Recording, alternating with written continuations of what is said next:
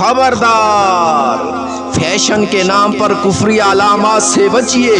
نبی کریم صلی اللہ علیہ وسلم نے ارشاد فرمایا، جس نے کسی قوم کی مشابہت اختیار کی تو وہ انہی میں سے ہی ہوگا۔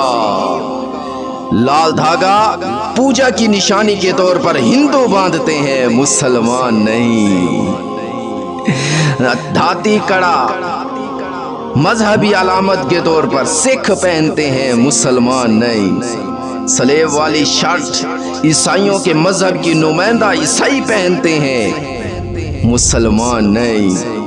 یہودی اور دوسرے کافر مذاق اڑانے کی خاطر مسنون داڑھی کا یوں حلیہ بگاڑتے ہیں، مسلمان نہیں۔ آج کل یہ سب کچھ مسلمان نوجوانوں میں فیشن کے طور پر رواج پایا جا رہا ہے۔ کہیں آپ کا بھائی، آپ کا بیٹا، دوست لا علمی میں ان کفری